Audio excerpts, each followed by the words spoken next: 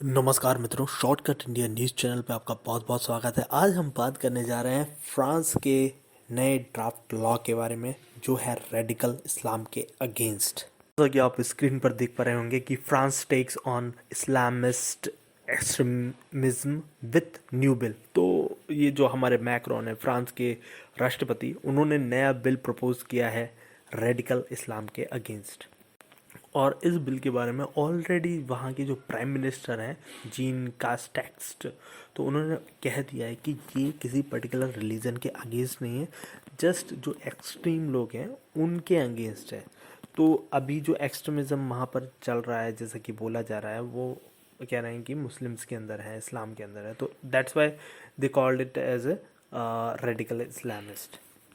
तो देखिए, आपको कुछ लोगों को लग रहा होगा ये पर्टिकुलरली रिलीजन के अगेंस्ट है, तो मुझे लगता है कि ये ऐसा बिल्कुल भी नहीं है। और ये एक वो अपनी पॉपुलेशन को ध्यान में रखते हुए इन लोगों की हेल्प करने के लिए, क्योंकि देखिए एक्सट्रीमिज्म कहीं पर भी आ सकता है, ये आपको पता होना चाहिए, लेकिन उसको रिफॉर्म करने के लिए, उसको प्रॉपर मतलब सही रास्ता दिखाने के लिए एक बिल आए तो कोई बुरी बात नहीं है, ठीक है। एक्सट्रीमिज्म कहीं पर भी नहीं होना चाहिए।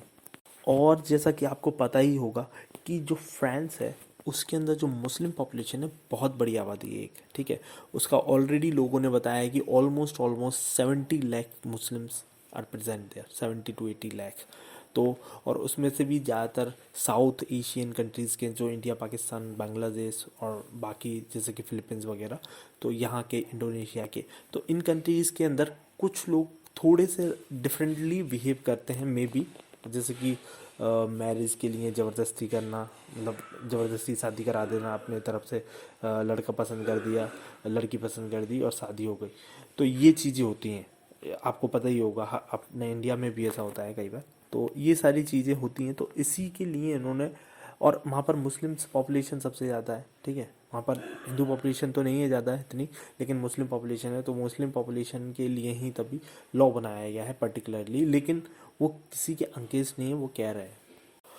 और जो फ्रांस है, उसको भी पता है कि मुस्लिम्स जो पॉपुलेशन है वो फ्यूचर में और ज़्यादा इंक्रीज होगी। जैसा कि पीव रिसर्च एजेंसी है एक, उसने रिसर्च करके बताया, उसने ही बताया है कि अगर मुस्लिम्स मीडियम भी मतलब बढ़ते हैं फ्रांस के अंदर, तो वो 17%, 80% ऐसे हो जाएंगे, और बहुत ज़्यादा हो सकते हैं 2050 तक।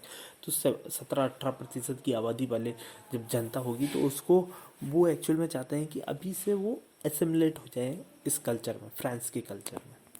और अगर हाई माइग्रेशन होता है तो ऑलमोस्ट 18% की पॉपुलेशन इंक्रीज हो जाएगी, इस तरह से उन्होंने एक बताया। जैसे कि सीरिया वगैरह में अगर वॉर वगैरह चलाते रहते हैं लोग, अमेरिका वगैरह ये लोग, तो फिर ये ज़्यादातर लोग फिर माइग्रेट होने लगते हैं एक्चुअल में इन कंट्रीज से जहाँ पर वॉर्स वगैरह होती है। हालांकि अभी जो बाइडेन आए तो मे भी हो सकता है कि ये वॉर वगैरह ना हो, और हो, क्योंकि जो बाइडेन है, उन्होंने ही ये सारी कंट्रीज़ पे अटैक करवाए थे, जब मतलब कह सकते हैं, ठीक है। तो जब वो वाइस प्रेसिडेंट थे, लेकिन हालांकि देखना होगा वो किस पॉलिसी के तहत काम करते हैं, तो वो पता चलेगा बाद में। लेकिन आपको जैसा कि पता ही है, जितनी भी मुस्लिम्स कंट्रीज़, मतलब जैसे कि मिडल ईस्टर्न कंट्रीज़ हैं, वो सारी माइग्रेट करने लगती हैं कहाँ पर, यूरोपियन कंट्रीज़ हैं। That's why European country already Muslim से बहुत ज़्यादा है वहाँ पर, ठीक है। और वो बढ़ेंगे ही। वो अगर बताया कि अगर ज़ीरो भी रहती है, माइग्रेशन भी नहीं होता है, अगर वॉर वगैरह कोई नहीं करता है, फिर भी वहाँ पर पॉपुलेशन बढ़ेगी, ठीक है। क्योंकि जो अंग्रेज लोग हैं, वो लोग बहुत कम बच्चे करते हैं, ठीक है। उनका एक चलो में अपनी पार्टी वार्टी में बस दारू वारू पी के घूमते रहना है, ये काम करना है। और मुस्लिम्स लोग थोड़े से मतलब इन सारी चीज़ों में नहीं रहते, तो वो अपने बस फिर क्या करेंगे, ठीक है। तो चलिए अभी बात करते हैं मेन इम्पॉर्टेंट टॉपिक पे, कि कौन से लॉज लाए गए हैं इस बिल के अकॉर्डिंग। तो सबसे पहला लॉ है कि इसमें फॉरेन फंडिंग नहीं करना है, मतलब बाहर से देशों से, जैसे कि अपन बोला जाता है कि काफ़ी सारी फॉरेन कंट्रीज जैसे कि सऊदी अरेबिया, यूएई वगैरह, ये बहरीन वगैरह, जो रिच कंट्रीज़ हैं, रिच ऑयल रिच कंट्रीज़ हैं, ये लोग फंड करते हैं फ्रांस को नहीं, सॉरी, सभी कंट्रीज़ को, to be spread the Islam. But उसको अब स्टॉप कर दिया जाएगा। जो इंटरनल लोग हैं वहाँ पर, जो अच्छे से जॉब कर रहे हैं, जो लोग वो अपना मॉस्क वगैरह बना सकते हैं आराम से, और बनाना अलाउ है, ऐसा कोई मना नहीं किया है। मतलब एक्चुअल में मैं कह सकता हूँ कि मैक्रोन ने कहा है कि आत्मनिर्भर बनो, सिंपल, अपने पैसों से खुद से बनाओ, ना कि आप बाहर से लेके आओ। देखो बाहर से लेके आओगे पैसा तो बाहर का ही इन्फ्लुएंस आपके ऊपर आएगा। सेल्फ डिपेंडेंट रहोगे, सेल्फ कंट्री से कमा के सेल्फ कंट्री के अंदर ही बिल्ड करोगे, तो आपको लगेगा कि हाँ आपका ही पैसा है। तो ये तो एक अच्छी बात, बहुत ही अच्छी बात है मैं कहूँगा। तो इसे कह सकते हैं कि रियल इस्लाम को ही सिखाया जा रहा है कि किसी के दूसरे के ऊपर नहीं निर्भर रहना है, ऐसा बोला जाता है इस्लाम के अंदर भी। सेकंड बात है, जो दूसरा लॉ है वो है होम स्कूलिंग।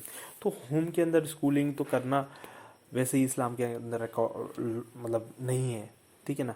आप मतलब आपने घर पे क्या पढ़ाएंगे, ABCD पढ़ा देंगे, अली बे ते से पढ़ा देंगे, फिर पूरा नहीं पढ़ाएंगे, A A E पढ़ा देंगे, आपकी होम स्कूलिंग तो अच्छी होगी नहीं। तो होम स्कूलिंग को इसमें बैन किया गया है। मतलब आपको अपने बच्चों को अच्छे से प्रॉपर स्कूल में पढ़ाना है, जिससे कि वो जॉब ओरिएंटेड हो सके। मतलब तो सिंपल सी बात है, ये भी बहुत ही अच्छा काम कर रहे हैं मैक्रोन जी कि होम स्कूलिंग को बैन किया जा रहा है। That's also is good, good for the all the community, ठीक है। क्योंकि होम स्कूलिंग में मैंने बताया ना कि आप प्रॉपर एजुकेशन दे ही नहीं पाएंगे, बच्चा भी पढ़ता नहीं है, ठीक है। तो वो बहुत ही अच्छा लॉ, दूसरा भी लॉ बहुत अच्छा है। और वैसे भी इस्लाम में कहा गया है कि अगर पढ़ना है तो चीन भी जाना पड़े तो जाओ। मतलब उस टाइम की बात है जब वो बोल, मतलब एक कहावत है कहीं पर मैंने सुना है इस्लाम के अंदर कि पढ़ाई के लिए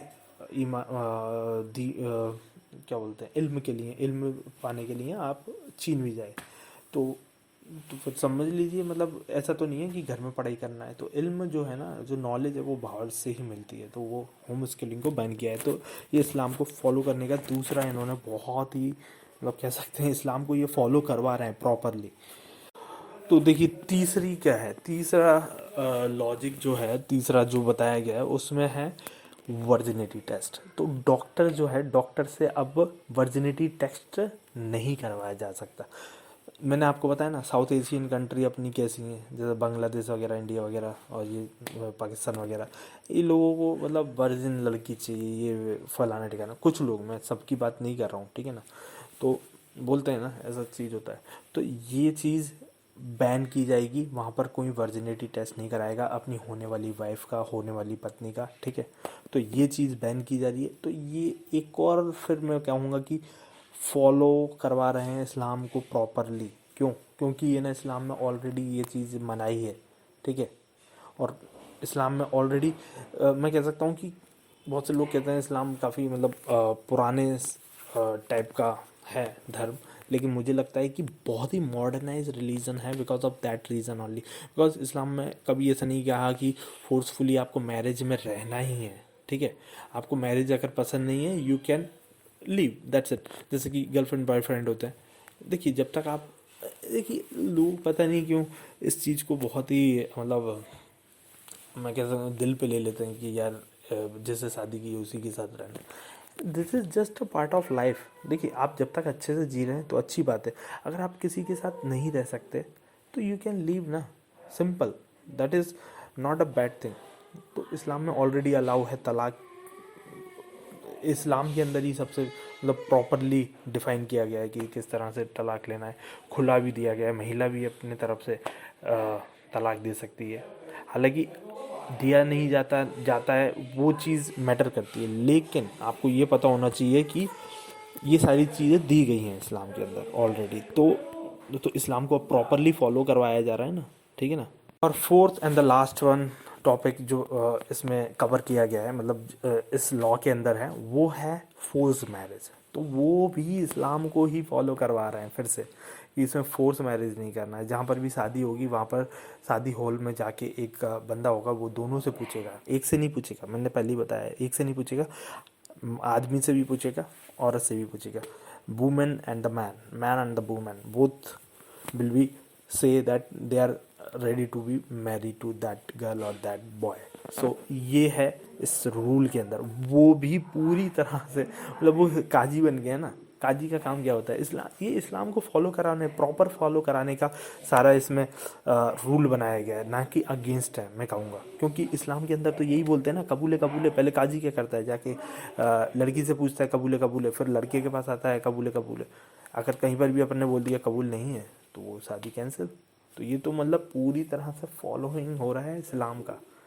तो मैक्रोन जी हैं वो कह सकते हैं कि मतलब फॉलो करा रहे हैं अच्छे से इस्लाम को, तो कोई गलत नहीं है।